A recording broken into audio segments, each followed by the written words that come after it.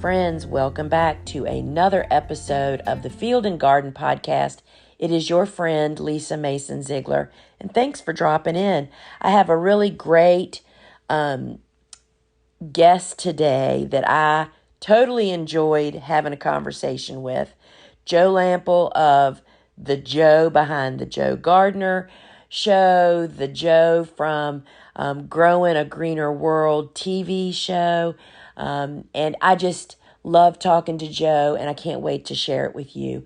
But before we jump into that, if this is your first time here, friends, welcome aboard. The Field and Garden Podcast is brought to you by thegardenersworkshop.com, where you will find a lot of great resources and opportunities over there. We invite you to go and visit. As well, friends, today's show has a couple of great opportunities. You can actually, Joe brought and gave to us a PDF download that is called Fall Garden Edibles. You know, just like how we all missed out until we really learned more about those cool season flowers to grow, Joe has his same version in vegetables. And we've talked about that, but I've never had the details to share. So Joe has made for us a PDF download called Fall Garden Edibles that includes some quick harvest crops as well as some longer growing crops and when to start them and who they are. And the link to request that PDF is down below in the show notes, as well as he is telling us more about this incredible membership course that he is launching in this early 2023. And we have the link down below where you can request to get on the wait list, which is joegardener.com /OVG, which is the initials of the name of the membership, which is Organic Vegetable Gardening, which I cannot wait for it to launch. And I invite you to get on the wait list along with me. And Joe and I talk about that more. So friends, I was really honored to be a guest on Joe's podcast a couple of times in the last year. And we so enjoyed the conversation because he and I both kind of are, I don't want to say two peas in a pod, but we kind of are because we've both been given the opportunity to develop our passions into businesses. And we really enjoyed talking about how we both pop out of bed in the morning and enjoy and look forward to our work. And that just gives us such great opportunities. And I love talking to Joe about it. So without any further ado, take a listen to my conversation with Joe Lampel of the TV show, Growing a Greener World, the Joe behind the Joe Gardener. Take a listen, friends. Friends, today I have a very special guest who has become a good friend. Please join me in welcoming Joe Lampel to the Field and Garden Podcast. Hi, Joe. Hi, Lisa. Happy Labor Day. Hey, happy Labor Day to you, folks. I think that Joe may not need a real formal introduction to most of us, but for those of you that you may not have crossed Joe's path, let me just kind of give you the rundown of who this guy is. So Joe is the Joe behind Joe Gardener. He is the host of the Emmy TV show Growing a Greener World and the Joe Gardener Show podcast. He is the author of a brand new book, the Vegetable Gardening Book.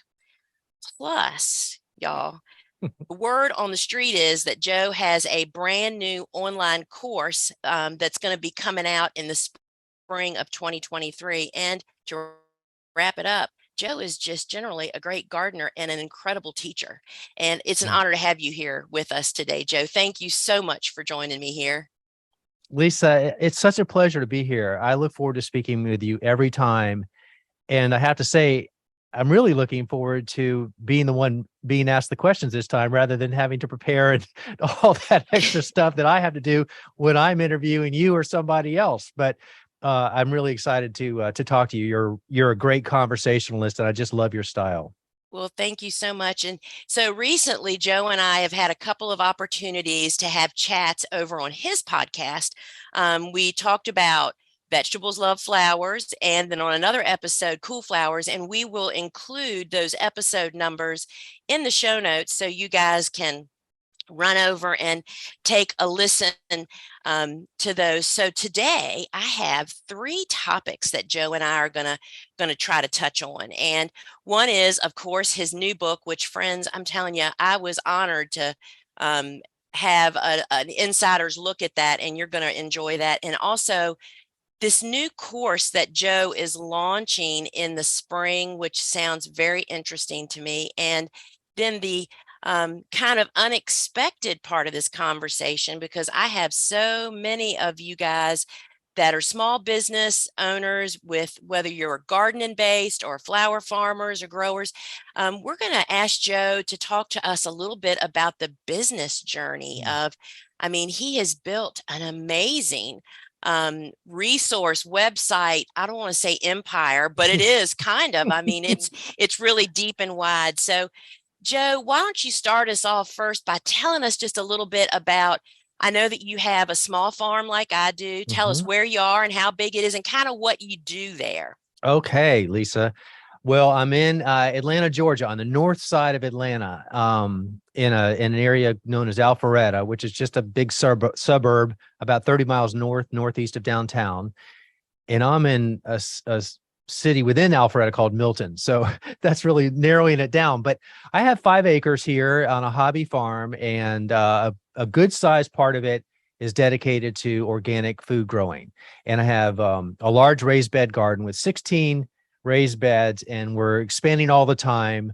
If things go according to hopes and dreams, I'll have a greenhouse here in a couple months, which has been a bucket list item of mine for years. And I even surprised myself that I've been gardening for, dare I say, 3 decades and or more, actually. And I've never had a greenhouse. So anyway, I just love growing anything, not just edibles. I love native perennials and shrubs and propagation and flowers. And I'm a gardener to the core. And that started when I was 8 years old, growing up in Miami. And, Joe, I think something that you and I have in common is we have these businesses or jobs or careers, whatever we want to call it, that allows us to like totally indulge in Mm. this passion we have, right? I mean, Yes. I have to say, I am pretty jealous that you just said you're getting a greenhouse. It- well, I don't have it yet. I'm going through a major appeals process with the city because that there's Yep. there's rules as to where you can place it, and I didn't realize that I was in an area where it wasn't allowed. So even on my farm with 5 acres, there's rules on where it can sit. So that's been an arduous process I've been working on for almost a year, and I submit the paperwork tomorrow. So it's ruling my life, but I dream about it happening. It's going to happen, and I can't wait. I cannot wait. Yeah, I am. That's what I'm up against because I'm in the middle of the city. But Yes. it's a slim to no chance for me in my situation. So I Mm. will be thinking about you, and I Thank bet you. it'll go through. So Thank you. all right, so let's talk about the new book, the vegetable gardening book. And Mm. spoiler alert, friends, I already mentioned that I got a look at this before everybody else did. And friends, this is going to become your like go-to reference book. Mm. The way it's laid out, Joe, it is just so easy to have a question come up in your mind and Mm. be able to pick up the book. I can see the little sticky tags that Mm. we get, that we mark books all over Yes, I it. know. And, and Yeah. by the way, I took a peek on the big bookseller out Mm. there in the world before I came on. And in fact, it is already number one bestseller in the vegetable category. And friends, those of you that don't write books don't understand the significance of that. The book Mm. competition world is real. And congratulations, Joe. So tell us about this book and that journey. Oh gosh, Lisa, it's funny because 15 years ago when I wrote my second book, I thought I was through writing books. In fact, I thought I was through after the first book because it's no easy task to write a book. Yeah.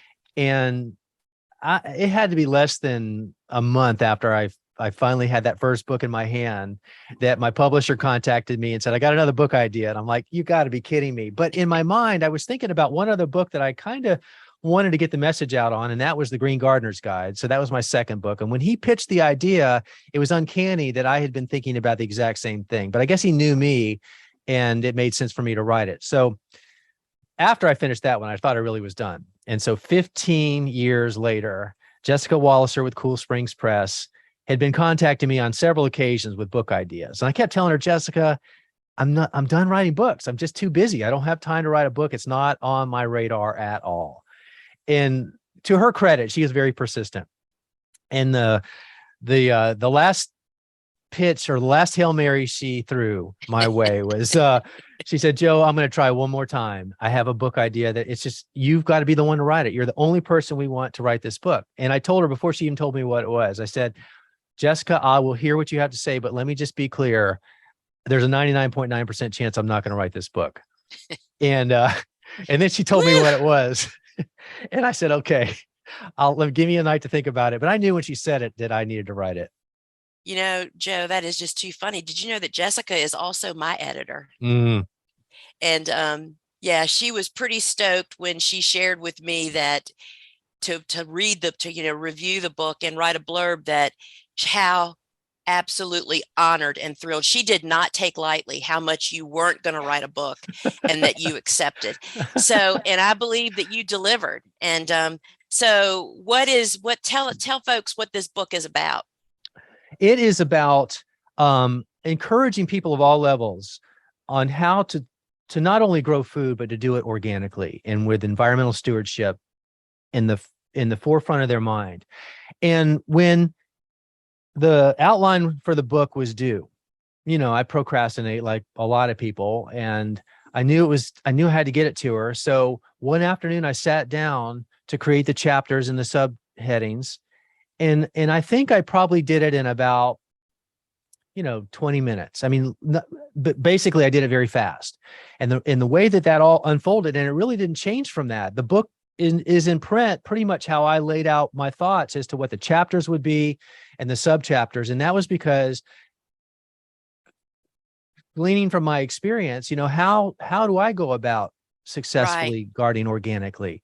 And so I started thinking about, location and soil and, taking into consideration all the best practices of what you need to know and apply to be successful with your garden. And so before I ever started talking about how to grow specific things, I really focused on about, I think it was 10 or so chapters on the really important stuff that we all need to know, whether it's vegetables or flowers or whatever, to be successful in your endeavors. And so that's how it all laid out. And it was, it wasn't effortless, I will say that, but it was fluid, and it was just kind of a flow of consciousness coming out as I was writing the book. And fortunately, as you mentioned, all the content I've created over the years allowed me to mine that for the material that I needed to refer back to or repurpose in a way that was original, but the foundation was already in place. So fortunately, this third book was, I want to say it came easy. It didn't come easy, but it was easier than the other two because of, the time involved in all the content created in the past. Joe, I think that because you get to practice I think that's one of the things for me why I'm able to create so much content, because we're not researching. We do this every single day. Certainly we continue our education, but as you just said, we're offering to people, whether it be in a book or in a course or whatever we're talking about, either a blog post or a video, you're just kind of like letting it run out of you of what you are doing, and you have like firsthand experience. And I think you are so very unique in that. I have a lot of big vegetable farming friends in my circle, people that, that's their career, and they do all kinds of stuff. But this niche of helping home gardeners, make that connection, I mean, you're really quite a treasure Mm. to the vegetable gardening world. And so those 10 chapters of your book is awesome. Hmm. But my favorite was the one of your 40 favorite veggies to Yes. actually grow, getting down to the nitty gritty, right? I Yeah. mean, that is Yeah. so helpful. Well, thank you for that. And I looked, it was like there's only so many pages or words that you're allowed to write for the book. And it's never enough. If you've been doing something long enough, you know Right. more than you're able to say. And when we narrowed it down to 40, it was we kind of said, well, let's go with the 20 most common warm season crops and the 20 most common cool season crops. And I will say this, by the way, for those who grow food at all, if you're not growing a fall edible garden, you're Mm, missing the best opportunity there is, because there's so many things that grow in the fall that won't grow in the summertime. And they're right. the best and the sweetest and the most delicious and the easiest to grow. And you don't have the heat and the humidity and the pests to deal with. And it's motivating to get out there. So I hope people don't burn out by the end of summer and think I'm done for the year, because the best things that you can grow and eat are ahead of you in this time of year.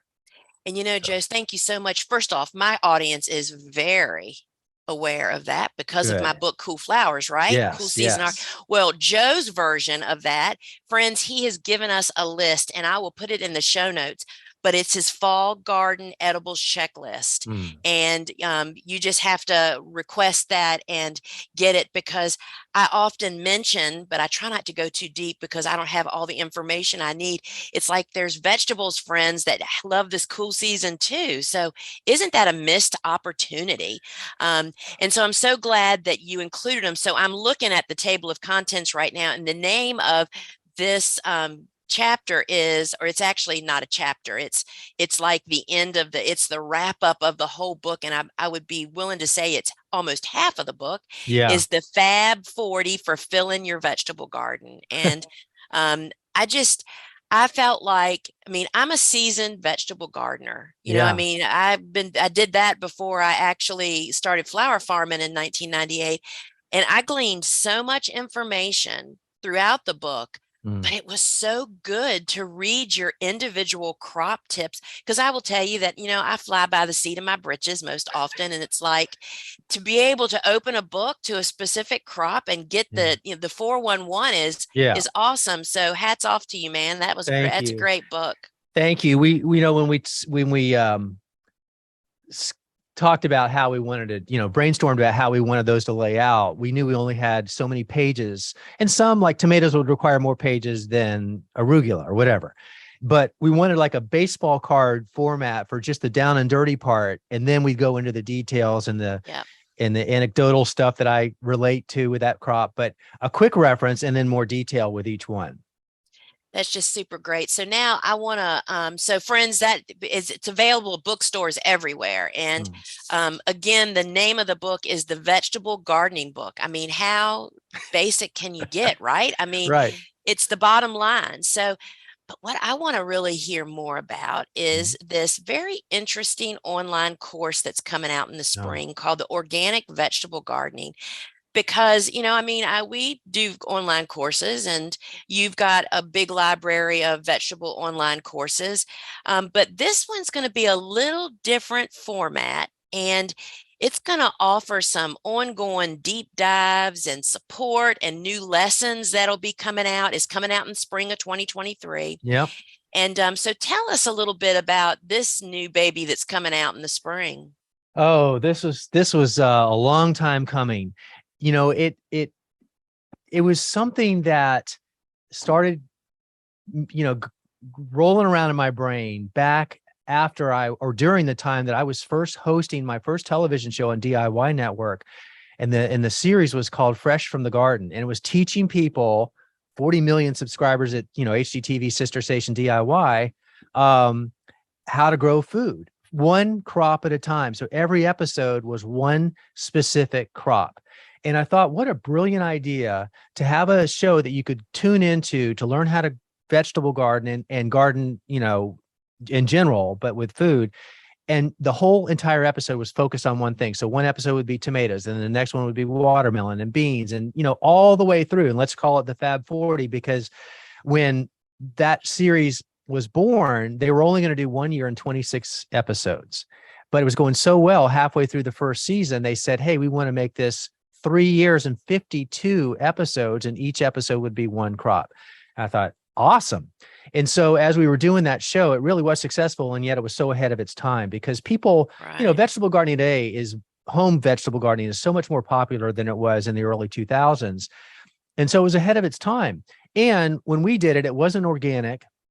And I was the host, not, and that was it. I was what they call the talent, but they had writers for it. And they took my input, but it was all scripted to the second. Right.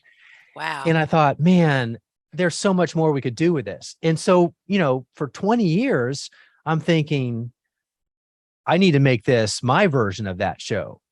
And I said, when am I going to have time to do that? And I literally been thinking about this for years because people wanted it and DIY Network didn't put it out there online. And so it just doesn't really live anywhere anymore. And you just can't get to it. So I said, I'm going to someday do that show 2.0 style with Joe and so here I have my garden that I described, and it's a little bit bigger than the one that was on the set for 3 years. And this is all organic and it is my place. And I didn't know if I was going to do a television series about this or something else. And so long answer to your question is I've decided we're going to go deep on an organic gardening course. We actually are calling it a program, Lisa, because not only is it all the material, basically imagine the book that we've described, but expanding on it exponentially. And you're really going deep, all video based. I'm taking my television crew that I use for Growing a Greener World, and we're out here every day filming in my garden and using that sort of production value to teach people and my concept was, I want the viewer or the student to feel as though they are with me in my garden and I'm talking to them, teaching them how to garden organically and Wow. teach them to grow all these different crops. I want it to be intimate and unscripted and casual and comfortable as gardener to gardener, because that's how we are. That. And so how cool would it be to create a program and a course that gave you that feel, and beyond the content of the instruction, follow up weekly throughout the entire year in real time, updating information and bringing in experts like you, Lisa, when we want to talk about a section about incorporating flowers into the vegetable garden. You would be our guest lecturer on a Zoom call exclusively for our students. So all the way through the year, every week, having an experience like that on top of that content is over the top. It's something I've been dreaming about for a long time. My team has been working with me diligently to really put this together. And so we're endeavoring to get this out by March of 2023, but it's so comprehensive and there's so much content. I literally kind of stay up at night, unable to sleep, thinking about how much we're doing and how much is left to do to get it out on time. We'll do it, but it's deep and wide. That's one of the things when we're talking about the business part of this. I don't think I didn't, you didn't, we had no idea how many people, how many man hours, how much brain power all of this stuff takes, right? So, friends, if you want to get on the wait list for this course, and that means that you'll get some little dings in your email box when the time comes that it's actually available. You're going to go to, and this will be in the show notes, joegardener.com/OVG. That stands for Organic Vegetable Garden. So it's joegardener.com/OVG.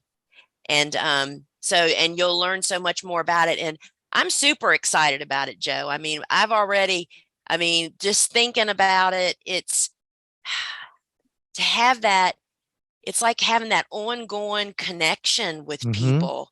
And as you learn things, can you imagine being able to share with people when a new variety of something comes out that you try and is totally awesome? Or, heaven forbid, like these new pests that we're fighting now, that, to be able to really share that information in a real time as it happens. Not to mention, you and I live in, Hurricane Alley, we deal with hurricane, all that kind of, there's just so much. My mind is already going way too fast thinking about all of that stuff.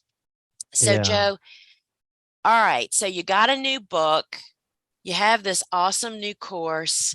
And so I would love for us to just spend a few minutes kind of talking about your business journey of getting to where you are. I mean, we Mm. don't have to have a blow by blow. We'd love a blow by blow, but we don't have enough time in the day, right? But Later, right? we just love to hear about how you kind of this business side of what you're doing. Hmm.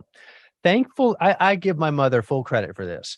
I going into college, I told you I've been a gardener since I was 8 years old, and I love it more and more every day. I love it more than the day before. So it just continued to build, and I'm coming into college, and I have an opportunity to study horticulture as my degree. And my mother, who was a great high school teacher, the smartest person I know, said, "Honey, that's great. But how about this? Would you consider getting a business degree or another, because I'd mentioned business too. She said, would you consider getting a business degree alongside with it? And that way, when you come out of college, you'll really be equipped with some great options and maybe more with the business side than horticulture." And I thought, well, that sounds pretty good. Not thinking that I could eventually marry the two someday. But Right. coming out of college, I had my finance degree in my hort. And I thought, okay, but the recruiters were more interested in the business. So I ended up in a suit and tie job right out of college. And it was okay. And I did all right. But I knew my heart was still in horticulture. And someday I was going to leave my suit and tie job as soon as I found it. But at the same time, by now, next thing you know, I have a couple of kids and I'm married, and, your demands on your income are higher. And so I had Right. to be a little more picky to wait for the right opportunity. And that's when the DIY network came along. And I had been referred to them because they were looking for a particular kind of host for this show. And I met the criteria. So somebody knew of me and they said to them, "Hey, you need to reach out to Joe Lampel." And they told me to reach out to them. And so the stars aligned and we got together. But there was a national search. And so they were looking at a lot of people. And it took a couple months at least before. I'll leave out the frustrating part while you're waiting and there's no feedback. They do the screen test Gosh. and you get no feedback. And I'd never been on TV before, but I knew my stuff, because I watched all those shows and I knew that I knew the stuff, but I didn't know if I could do TV, but I'd never thought about it. So the screen test, they had me come in front of the cameras and they set me up like I was the host, and no feedback whatsoever. And I didn't know how I did, but they said, "We'll let you know. Like, don't call us, we'll call you." But that's, then I'll fast forward, I'll say about maybe 2.5 months later, they let me know that they were a week away from making a final decision, and they narrowed it down to a male or a female. And whichever gender they went with, that person was going to be it. And if picked the male, it was going to be me. So a week later, I got a call and they picked me. So that's how it started, Lisa. But because I had so now I'll marry the two, because I had my business background, and had a big public presence now, being on national television. I was walking down a driveway for a party that was being thrown by the producer of HGTV, who had a number of these gardening shows on at the time. They're the really good ones. And I was at that party and I'm walking down the driveway, and one of the hosts of Groundbreakers, Joe Washington, sees me coming down the driveway, says, "Hey, here comes Joe Gardener." And this is the first time I'd heard that. And I thought, "Oh, that sounds good," And this was when you could get a .com with the .com part to the Right. domain, and a lot of times it was available. So I had enough business sense to know as soon as I got home, I was going to get on GoDaddy and see if that was available, and it was. And so I got joegardener.com and I bought every other domain version there was, trademarked it, and that's kind of been my persona, I guess. I always say, "Hey, this is Joe Lampel, the Joe behind Joe Gardener." But Joe Gardener is not intended to be a personal pronoun. We do it in all lowercase because we want everybody who wants to be a better, smarter, more confident gardener to think of themselves as a Joe Gardener. We can all be that person. Right. So it's a little confusing, but there's a method to the madness. But anyway, with that, we've taken that and expanded it, and we've branched off into other endeavors within the gardening horticulture side, like the online gardening academy for these courses and stuff. So thankfully to Mom, she got me thinking about business, and I incorporated that into the horticulture side, the gardening side. and I've made a living at it. But the one thing I'll wrap up and say this, I was always worried that my passion might become my prison, because when you make a living out of what you love to do, sometimes you begin to burn out with it. And I was hoping that would never happen, and it hasn't. And I've been at it a long time now as my living. And I I look forward to Mondays. You know, what can I say? So I pop out of bed. That's what I tell yeah, people. They're like, yeah, how yeah, in the heck did you flower farm for 25 years at the rate that you did? And it's like, well, I'm not saying I'm not exhausted yeah, a lot of the yeah, time, yeah, but I pop out of bed at 5 o'clock in the morning, ready to yes, roll. And I mean, that is just such, I'm so glad for you to say that. And, you know, but I tell you, one of the things that I do want people to be aware of is it's not always, you know, rainbows and unicorns, right?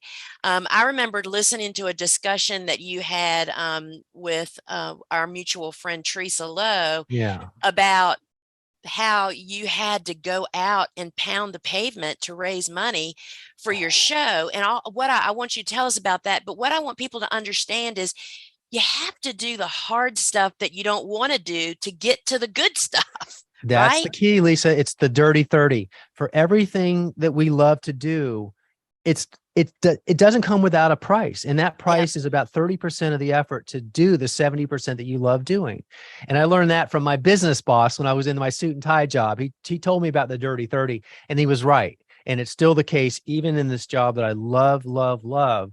There is that dirty 30. And like you, Lisa, I tell everybody I work harder today than I've ever worked in my life, but I love it. You know, I don't feel like I'm Hmm. working, but I know that I am, because like you, at the end of the day, I'm tired, you know, but it's a good tired. And there's a big difference between that and a bad tired. It's So true.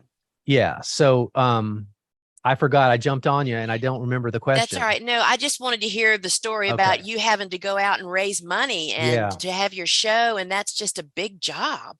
It's a big job, and it's probably the thing I like the least. And it's hard. It's still hard, and it's harder today than it was my first year. And I actually I had beginner's luck, because my first year with my television show with PBS, you get 4 sponsor slots, and you know, you can fill those up. And if you do, you're looking pretty. You know, you got a good budget to work with. And in the first week of letting people know that I had my show, I was at a conference for the garden writers or the garden communicators. And in that week, I was able to connect with 4 people who underwrote my show fully. Wow. Wow. It's the only time in 13 years or seasons that I've had 4, well, not the only time, but most of that, 4 underwriters. And now, you know, things have changed. You know, television is not a lot of times where these companies are going to spend their marketing dollars anymore. They want to be tracking their return on investment. Yeah. And the best way to do that is digitally online, not on air. And so it's caused me to shift as well. And you're always having to think, you know, as we all know, things are they never stay the same. And so you have to be willing to adapt and be thinking ahead in order to, you know, keep your head above water.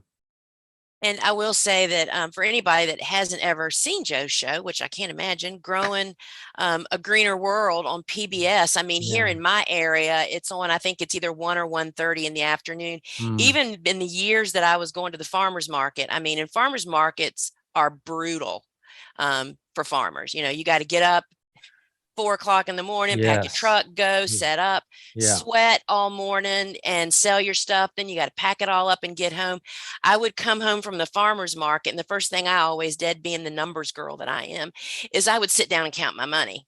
And I would do it watching Joe. Oh, wow. And anyway, so even as a farmer, I gleaned a lot of, I mean, you visit great gardens, and I'm Mhm. just so glad to see that you can access all of those shows through your website also, right? So people can Yes.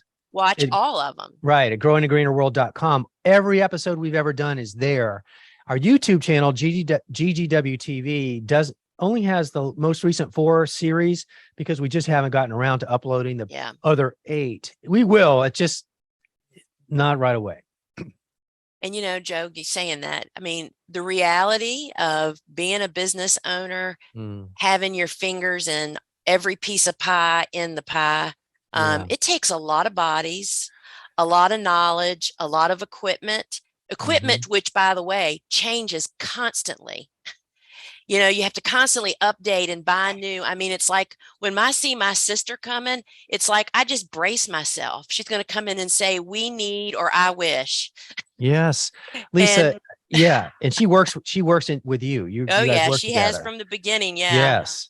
Well, I just, you made me think, and I'll just say this real quick. But on the equipment note, video equipment is very expensive, and like you said, Yes. it changes all the time. And so we adapt as we were able to with our budget. But we just bought this year several new cameras and high tech equipment to Ugh. keep up with the times. But we can't even use them anymore because the cameras we have are small. They're very high definition, but they're small, and they were designed so that we could be out in the field, run and gun, portable, go, go, go. But they don't have fans built into the cameras, whereas some of the bigger ones do. So Lisa, this whole summer when we're filming all this stuff, if it, God forbid, it's over 85 degrees, the cameras overheat in 5 minutes and we have to Oh my stop gosh. production and come inside. And it's been the most frustrating thing. We got it done, but holy cow. So anyway, that's a little Is side rant, but you're right. But you know what? People just have no idea. I mean, Mm-mm. and I've just made part of, my sharing on these podcasts is, friends, we love offering all this free content, Yeah. but there's like 14 people behind this big business that, Yeah. have to be supported. And we appreciate when it is time to consider education or stuff. Think about us, and I know that's the same with you. It's like people, not that people need to know our business, but there is a side of this that it's really, really hard work, and we love doing it, is what drives us and keeps us going after it. All right. I have a wrap up question for you, Joe. And Okay. this burning question may help put some divorce lawyers out of business. Uh-oh. I'm telling you.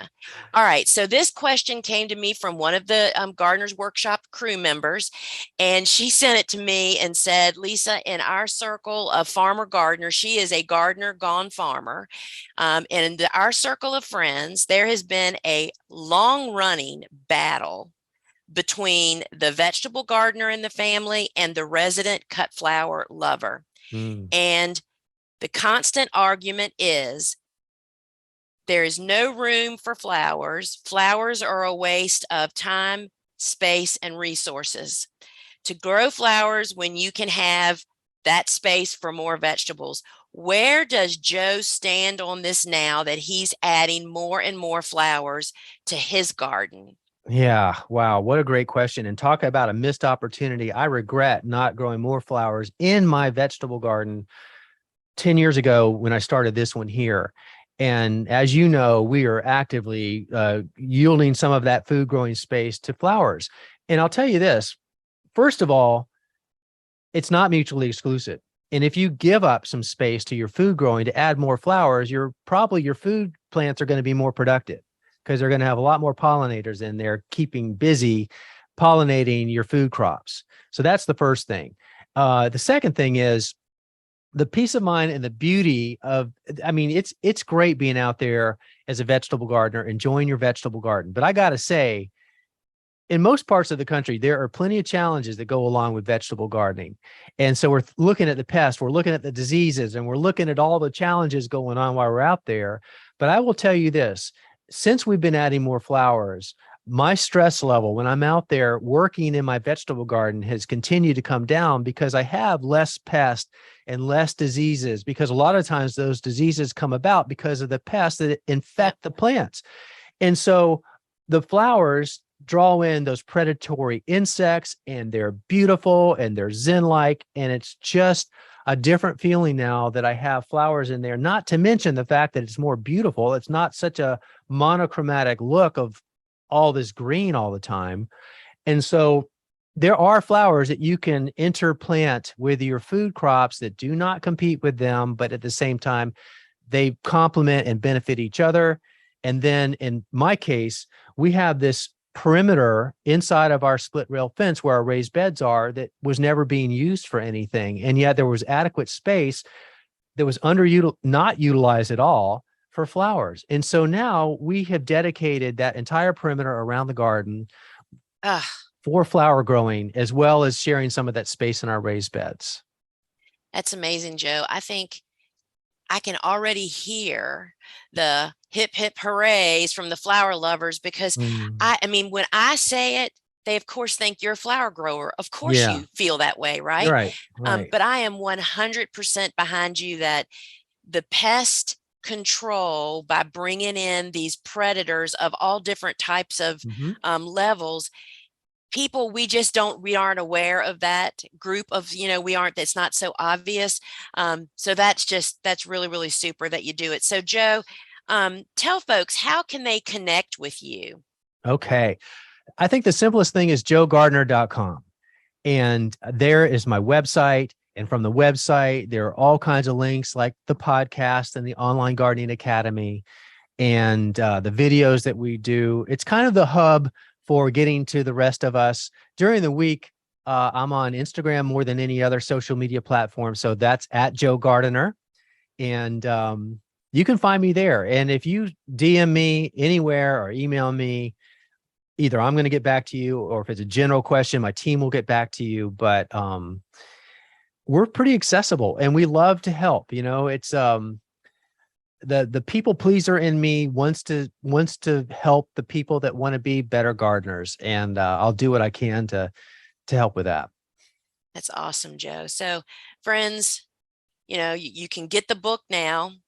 And if you want to get on the wait list, all of the links to this, the links to Joe, the links to his book, the link to get on the wait list will all be in the show notes, as well as that PDF checklist that he has Yeah. given to us to give to you guys, which is the Fall Gardeners Checklist Fall Edibles. And so right alongside your cool flowers, friends, you can plant veggies that you'll actually be eating this fall. All right, Joe, until we meet again, thank you so much. Thank you, Lisa. I really appreciate this, and I look forward to our next conversation. What do you think, folks? So I invite you, don't forget to get the download of the Fall Garden Edibles checklist that Joe has made for us, as well as to sign up for the wait list. Because what happens on the wait list, whenever you're on a wait list for a course, normally what that means is you get the front row seat of any good resources and additional learning opportunities that come down the line. So get on that list with me, and I am really looking forward to when that course launches. And friends, remember to head on over to thegardenersworkshop.com, sign up for our farm news, which is a once a week email that has a bunch of headlines, and it too will include you on anything from Joe that we get, as well as all of our specials and opportunities that come along. Friends, I know that you have a lot of choices of who you listen to and whose emails you want in your box. And we thank you and are honored that you have invited us into your earbuds and into your inbox. So friends, until we meet again, ciao.